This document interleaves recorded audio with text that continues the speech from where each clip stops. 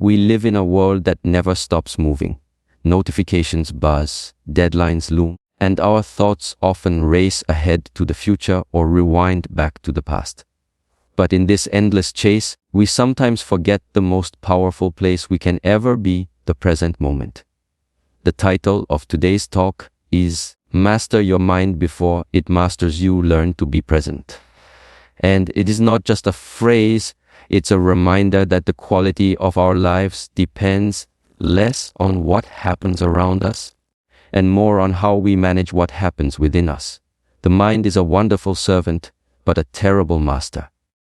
Left unchecked, it can trap us in worry, doubt, or distraction. But when trained, it becomes our greatest ally, helping us focus, grow, and experience life fully. Let me begin with this: you cannot master what you do not notice. Think about it. Most of us spend large parts of our lives on autopilot. We wake up, reach for our phones without thinking, scroll through feeds, and let our minds get hijacked before the day even begins. Our thoughts run like a background program, constantly looping through worries about the future. What if I fail? What if I'm not good enough? Or regrets about the past. I shouldn't have said that. Why did I mess up? And here's the truth. Without awareness, we don't even realize this is happening.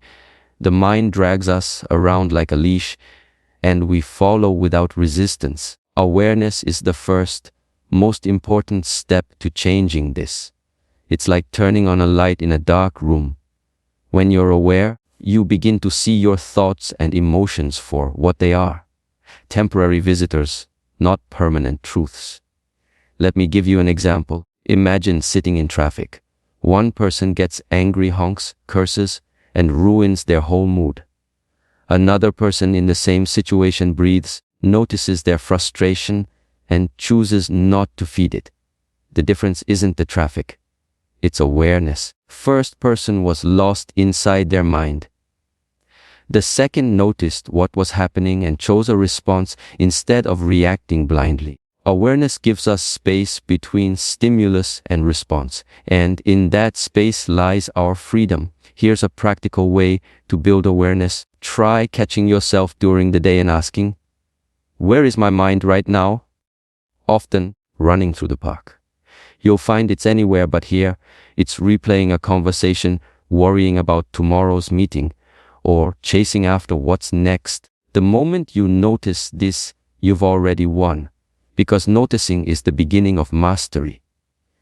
Another exercise: the next time you feel stressed, immediately fight the feeling. Instead, pause. Say to yourself, I notice I'm feeling stressed. This tiny shift turns a flood of emotions into something manageable. You are no longer drowning in stress. You are the observer of stress, and the observer always has power. Even science backs this up. Studies on mindfulness show that simply becoming aware of your thoughts changes the activity in your brain. Part of your brain responsible for worry and overthinking begins to quiet down, while the part that controls focus and calm strengthens. In other words, awareness doesn't just change your mindset, it literally rewires your brain. So remember, awareness is not about controlling every thought. It's about waking up to the fact that you are not your thoughts. You are the one who notices them. And once you notice them, you can choose, do I let this thought run my life, or do I take back the reins? That is why awareness is the foundation. It's the first crack in the wall that keeps you trapped. It's the light that shows you the way out. Without awareness, you are a prisoner of your mind. With awareness, you hold the keys. One of the simplest yet most profound tools we have to master our minds is something so basic, so natural, that we often take it for granted: our breath. Most of the time, we don't even notice we're breathing. It happens automatically. Inhale, exhale, repeat. But what if I told you that this simple, overlooked act of breathing holds the power to shift your mental state, to break cycles of stress, and to anchor you back into the present moment? Let me paint a picture. Imagine you're about to walk on stage for a big presentation. Your heart races, your palms sweat, your mind fills with doubts. What if I mess up? What if they laugh at me? At that moment, your body has switched into survival mode. Your nervous system thinks you're facing danger, doesn't know the difference between a wild animal attacking you and an audience waiting to hear you speak. The reaction is the same. Your body floods with adrenaline, your breath becomes shallow and fast, your thoughts spiral. Now here's the key: running through the park. You can't think your way out of this spiral. Logic doesn't work when your nervous system has taken over. Your breath, it's the back door into your nervous system. When you breathe slowly and deeply, you send a message to your body: I am safe. I am in control. And once the body relaxes, the mind follows. Think about that. Every breath is like a reset button. Shallow, panicked breathing locks you into fear and anxiety. Slow, mindful breathing pulls you out of that storm and places you firmly in the now. Let me share something personal. There was a time when I faced constant stress, running from one task to another, my mind never stopping, always worrying about what was next. I felt trapped inside my own head. Then someone told me, when you don't know what to do, just breathe. At first, I dismissed it. Breathe? That's too simple. But then I tried it, and I realized it works, not because breathing solves all your problems, but because it brings you back to the only place where solutions exist, the present moment. Even science confirms this. Research on deep breathing shows it activates the parasympathetic nervous system, the rest and digest mode. Heart rate slows, stress hormones drop, and your brain moves from chaos to clarity. Navy SEALs even use a breathing technique called box breathing. Before missions, inhale for 4 seconds, hold for 4, exhale for 4, hold for 4. Why? Because if it can calm a soldier in combat, it can certainly calm you in traffic, at work, or during an argument. Here's a simple practice you can start today. Next time you feel overwhelmed, pause and take 3 slow, deep breaths. Inhale fully, hold for a moment, then exhale slowly. With each breath, imagine you are releasing tension, releasing worry, running through the park, releasing the grip your racing mind has on you. And here's the magic: you don't need a meditation cushion or an hour of free time to do this. You can breathe consciously while waiting in line, before answering a difficult email, or when your kids are testing your patience. Each time you do, you're not just calming yourself, you're training your mind to return to the present. Breathing is the bridge between the mind and the body, between chaos and calm, between being lost in thought and being fully alive in this moment. So, when your thoughts start racing, when your fears start growing, when your mind tries to master you, remember this simple truth: a single breath can break the cycle. Let's be honest, our minds never stop talking. They chatter, they complain, they predict, they remember, they argue, they judge. From the moment you wake up until the moment you fall asleep, your mind is like a radio station that never shuts off. And here's the problems. Most of us believe that everything the mind says is true. But it's not. Your mind is like a roommate that never stops talking. Sometimes it says useful things. Don't forget your keys. But most of the time, it's stuck in loops. What if you fail? Why did you embarrass yourself last week? You'll never be good enough. If you listen to this voice without question, you live in fear, doubt, and distraction. Detaching from the noise doesn't mean silencing your mind. You can't. The chatter will always be there. Detaching means learning to step back and observe your thoughts instead of drowning in them. Here's a metaphor. Imagine sitting by a river. Running through the park, thoughts are like leaves floating downstream. If you jump into the water and chase every leaf, you'll exhaust yourself. If you sit on the bank and watch the leaves pass by, you remain calm, centered, and aware. That's what detachment is. watching thoughts pass without chasing them. Let me share a story. There was a monk who once told his student, "Your mind is like a wild horse. If you try to wrestle with it, it throws you off. But if you learn to observe it with patience, eventually it becomes calm and you can ride it wherever you want." That wild horse, that's the noise in your head. And unless you learn to step back, the horse rides you instead of the other way around. In practical life, this means when a negative thought arises, "I'll never succeed," don't grab it and build a story around it. Don't add, "Yes, I failed before. My friend is doing better. Life is unfair." That's chasing the leaf downstream. Instead say, "Oh, there's a thought of failure." That's it. Observe it and let it drift. By naming it, you create distance between you and the thought. Science calls this cognitive diffusion, the ability to separate yourself from your thoughts. People who practice it experience less anxiety, less depression, and greater clarity. Why? Because they're no longer prisoners of their inner noise. Here's an exercise. Imagine your thoughts as clouds in the sky. Some are dark and stormy, some are light and fluffy. But you are not the clouds.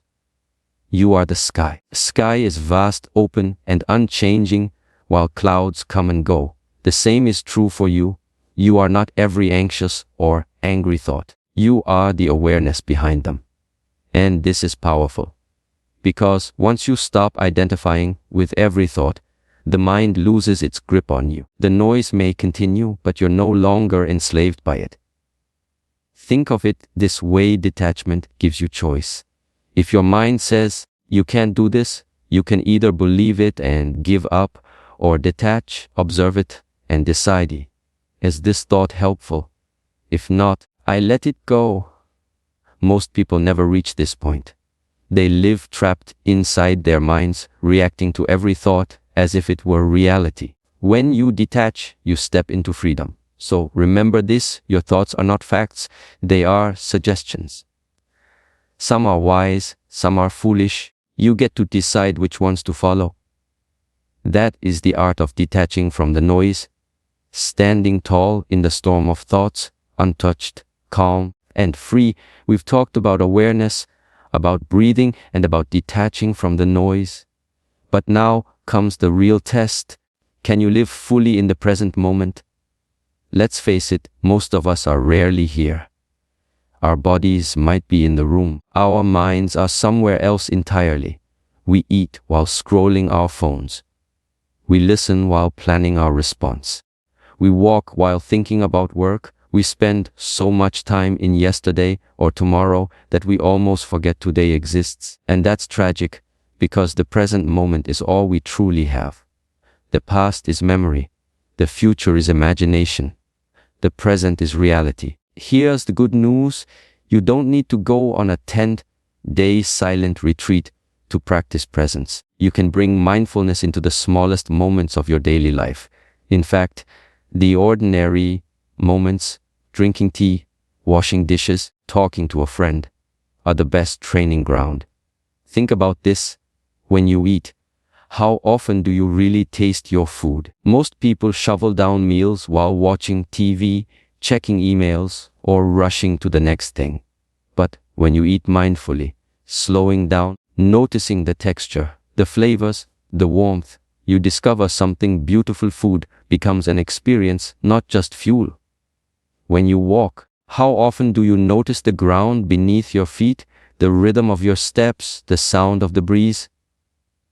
Most of us rush through, lost in thought. But when you walk mindfully, each step becomes grounding, a reminder that you are alive now. And when you listen, how often do you truly listen? Not just hearing the words while waiting to reply, but listening with your full presence.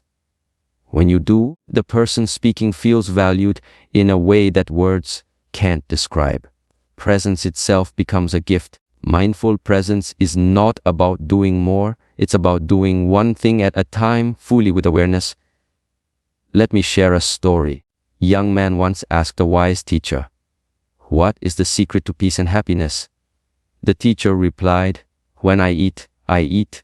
When I walk, I walk. When I work, I work." The young man laughed. "That's too simple. Everyone does that." But the teacher shook his head. "No. When you eat, you are thinking of your work.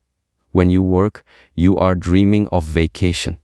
When you walk, your mind is everywhere but here. That is the difference. This is the power of presence. It transforms ordinary life into extraordinary life. It turns routine into ritual. It makes you realize that this moment, not the one you're chasing, not the one you regret, is where life happens. And here's the paradox: when you are present, you actually become more productive, not less. Why? Because presence sharpens your focus. Instead of splitting your energy into 1,000 directions, you channel it into the task at hand. Show that multitasking reduces efficiency and increases stress, while single tasking with mindfulness boosts performance and creativity. So how do we practice presence in everyday life? Here are a few simple techniques. Anchor in the senses. Notice what you can see, hear, feel, smell, or taste right now. Senses pull you back into reality. Use triggers. Every time you pick up your phone, take a conscious breath before unlocking it. Every time you walk through a doorway, remind yourself to return to the present. Set mindful pauses. Before starting a meeting, eating a meal, or going to bed, pause for a moment. Breathe, notice where you are. This tiny pause makes life richer. Now, presence does not mean life will always be calm. The present moment can sometimes be uncomfortable, even painful. But here's the truth. Resisting the present only makes it harder. When you fully accept the moment, even the difficult one, you find strength you didn't know you had. So, I invite you to reflect. How much of your life are you really living? How many moments slip away because you're too busy reliving yesterday or predicting tomorrow? Practice of mindful presence is not about perfection. You will wander. Your mind will drift. But every time you notice and come back, you are strengthening the muscle of presence. And with practice, presence becomes a way of life. Eating becomes sacred. Walking becomes grounding. Conversations become deeper. Work becomes purposeful. Because in the end, greatest gift you can give yourself and others is your full presence. Now you have 4 fully expanded points. Awareness is step 1. Breathe to break the cycle. Detach from the noise. Practice mindful presence. Life, no matter how positive you try to be, will always bring challenges. We can't control the storms, but we can control how we sail through them. And that's where this principle comes in. Reframe the negative. Think about it. Your mind is like a camera lens. The situation is the same, but how you frame it changes the picture entirely. The lens is zoomed in on problems. That's all you see. But if you adjust the lens, the same moment can reveal growth, lessons, even hidden blessings. Most people never learn this skill. They let their minds replay negativity over and over until the problem feels bigger than it really is.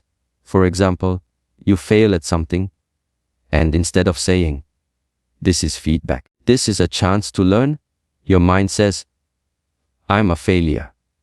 I'll never get this right."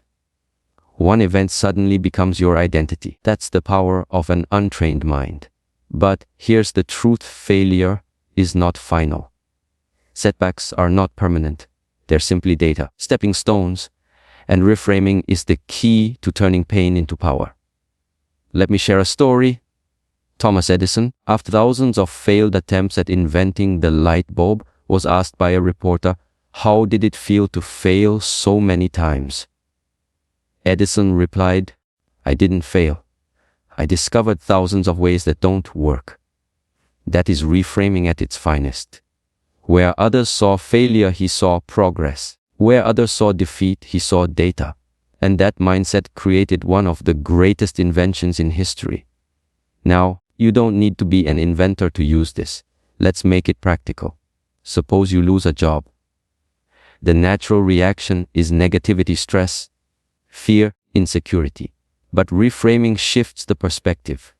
This is an opportunity to explore new directions, to grow, find something that truly aligns with me. Suddenly, what looked like an ending becomes a beginning. Or let's say someone criticizes you. Untrained mind takes it personally. They're against me. I'm not good enough.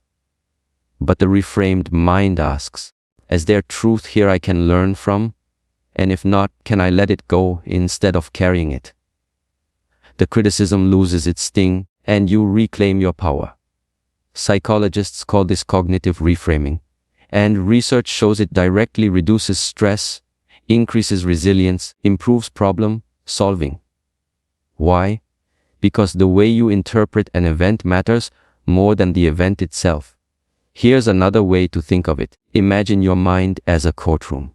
The negative thought is the prosecutor, always pointing out flaws, mistakes, dangers. Reframing introduces the defense, reminding you of lessons, strengths, and opportunities. If you only listen to the prosecutor, you'll always feel guilty and defeated. But if you let the defense speak too, you find balance, perspective, and hope. Now, I don't want you to mistake reframing for toxic positivity. Reframing is not about denying reality. It's not saying everything is perfect when it isn't. It's about acknowledging the challenge, but then asking, how else can I see this? What else could this mean? That simple question opens the door to growth. Here's a small practice you can try every time something negative happens. Pause and ask yourself, what can I learn from this? How can this make me stronger? What hidden opportunity might be here? This practice turns every difficulty into training for your mind. Slowly, you start to see that life isn't happening to you. It's happening for you. And the people who master this, who learn to reframe, are unstoppable. Because while others are drowning in complaints, they are swimming toward solutions.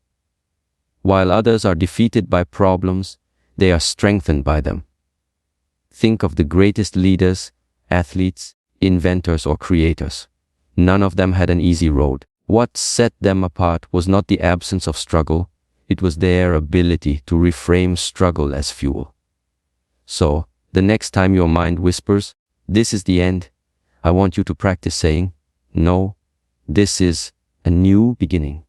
The next time your mind says, "This is a failure," reframe it to, "This is feedback." And when your mind says, "This is a curse," remind yourself, maybe it's a disguised blessing, because in the end, reframing is the art of storytelling. And the story you tell yourself about your challenges will either chain you down or lift you up. There's a saying, you are what you eat. We all understand that if you fill your body with junk food, your health will suffer. What many people forget is that the same rule applies to your mind. You are also what you consume mentally. Your thoughts, your emotions, your decisions, they are all shaped by the inputs you allow into your mind. The books you read, the shows you watch, the music you listen to, conversations you engage in, even the social media feeds you scroll through, all of these are food for your mind. And just like physical food can either nourish you or poison you. Think about it. If you constantly surround yourself with negativity, doom, scrolling through bad news, gossiping about others, comparing yourself endlessly to people online, what happens? Your mind becomes restless, anxious, and heavy. You start to see the world through a lens of fear, jealousy, and lack. On the other hand, when you guard your inputs, when you feed your mind with wisdom, uplifting conversations, inspiring stories, empowering mentors, your perspective shifts. You feel lighter, more optimistic, more in control. Let me share an example. Imagine two gardens. One gardener plants seeds of flowers and waters them daily. The other gardener neglects his soil, lets weeds grow wild, and throws in trash. After a few months, what will each garden look like? Now replace those gardens with your mind. The seeds are the inputs you consume. If you plant seeds of wisdom, positivity, and truth, your mind becomes a flourishing garden. But if you allow toxic content, negative influences, and harmful voices, your mind becomes overrun with weeds. The choice is yours. Jim Rohn, a great motivational teacher, once said, "Stand guard at the door of your mind." Why? Because your mind is your most valuable real estate. If you don't protect it, the world will fill it with garbage. And the scary part is, you won't even notice it happening. Let me make it practical. Ask yourself, what kind of content am I consuming daily? Who are the people I spend the most time with? What environments do I expose myself to? If your answers reveal more negativity than positivity, then your inputs are silently mastering your mind instead of you mastering it. Here's a simple truth: you become like the people you surround yourself with. If your closest friends are constantly complaining, gossiping, or doubting themselves, eventually that mindset rubs off on you. But if you surround yourself with people who encourage growth, discipline, positivity, you naturally begin to rise to their level. This is why successful people are so careful about who they listen to and what they consume. Know their mind is like a sponge; it absorbs everything around it. So they choose wisely. Now, I'm not saying you need to cut off every friend who complains or live in a bubble where you only hear good news. Life is not about avoiding reality. It's about balance and boundaries. It's about being intentional. If you spend 1 hour on social media consuming negativity, balance it with 1 hour of reading a powerful book, listening to a motivational podcast, or engaging in a meaningful conversation. Another important piece: protect your mornings. The first hour of your day sets the tone for the rest of it. If the first thing you do is scroll through chaos on your phone, you hand over control of your mind before you even get out of bed. If you begin your morning with uplifting inputs, silence, reflection, gratitude, learning, you take control of your mental state and carry that strength into your day. Guarding your inputs is not about restriction. It's about freedom. Because when you choose what to feed your mind, you're no longer a victim of the noise. You decide what grows war in your inner garden. So ask yourself, am I feeding my mind junk food? Or am I feeding it nutrition? Because make no mistake, what goes in always comes out. By now we've explored awareness, breath, detachment, presence, reframing, and guarding your inputs. Each of these tools is powerful. But here's the truth: none of them will change your life unless you practice them consistently. Consistency is the bridge between knowledge and transformation. Running through the park, everyone knows they should be more present. Everyone knows they should control their thoughts. Very few people actually practice it long enough to see results. And that's why this last principle is so critical. Consistency creates mastery. Think about the gym. If you lift weights once, nothing changes. If you lift weights every day for 3 months, your body transforms. The same is true for the mind. Reading one book won't rewire your brain. Meditating once won't erase years of overthinking. Doing it daily, even for just a few minutes, creates permanent change. Science proves this. Neuroscientists talk about neuroplasticity, the brain's ability to rewire itself. Every thought, every action, every habit creates new neural pathways. At first, the path is weak, like a trail through tall grass. But with repetition, path deepens and becomes a highway. That's how new habits stick. That's how mastery is born. But here's where most people fail: chase intensity instead of consistency. They meditate for an hour one day, then quit for a month. They read 10 chapters of a book in one sitting, then never pick it up again. They expect instant results, and when they don't see them, they give up. But mastery doesn't come from intensity. It comes from showing up. Small actions, repeated daily, are far more powerful than big actions done once in a while. Let me share a story. There's a Japanese principle called kaizen, which means continuous improvement. Instead of radical overnight change, kaizen is about tiny, consistent steps forward. 1% improvement every day doesn't sound like much. But after a year, that's a 37-fold improvement. That's the power of compounding consistency. Another example, think of a sculptor working on a block of marble. One strike of the hammer doesn't reveal the statue, but thousands of strikes, delivered patiently and consistently, eventually reveal the masterpiece. Your mind works the same way. Every breath of awareness, every act of presence, every moment of reframing, each is a strike of the hammer. And with consistency, the masterpiece of your highest self begins to emerge. Now, let's get practical. How do you build consistency? Start small. Don't aim to meditate for an hour.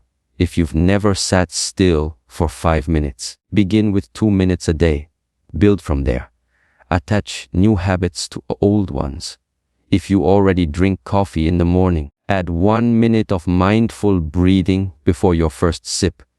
If you already commute to work, use the first 5 minutes of the drive for gratitude instead of stress. Track your progress. Write it down. A journal, an app, or even a calendar with check marks.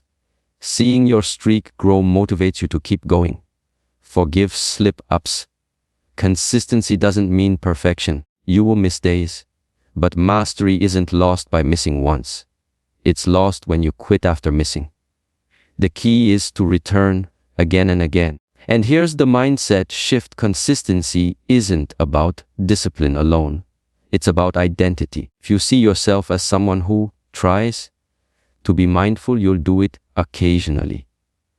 But if you decide, I am a mindful person, your actions align with your identity. You don't just practice presence, you embody it. You don't just reframe negativity, you naturally see life that way. The people who master their minds are not superhuman, are simply consistent. They've built habits that, over time, shape who they are. So remember this, mastery is not at an event. It's a lifestyle. It's not about practicing awareness once when life gets tough. It's about weaving awareness into the fabric of your daily existence. It's not about breathing deeply only when you panic. It's about making conscious breathing part of your rhythm. Every small practice compounds. Every repetition strengthens your mind. And one day, without even realizing it, you look back and notice the thoughts that once controlled you no longer do. The storms that once shook you now pass through like gentle rain. So, my friends, we've taken a journey today through the landscape of the mind. We began with awareness, the first spark of light. We learned the power of the breath to anchor us. We discovered how to detach from the noise and not be carried away by every thought. We practiced the art of being fully present. We shifted our perspective by reframing the negative. We learned to guard our inputs, to protect the garden of our mind. And finally, we saw that only through consistency do these practices turn into mastery. Here is the truth I want you to carry with you. Your mind can either be your prison or your power. Left unchecked, it will drag you into worry and distraction. But trained, it becomes your greatest ally, your compass, your calm, your strength. And the key is simply start small. 1 breath, 1 moment of awareness, 1 act of reframing, 1 choice to be present. These small steps, repeated daily, will create extraordinary change. So I leave you with this challenge. Don't let your mind master you. Take back the reins. Be the observer, creator, the leader of your inner world. Because when you master your mind, you don't just master your thoughts. You master your life. The past is gone. The future hasn't arrived. The only place you can truly live is here, now, in this moment. So choose presence, choose awareness, choose mastery, and remember, master your mind before it masters you. Learn to be present.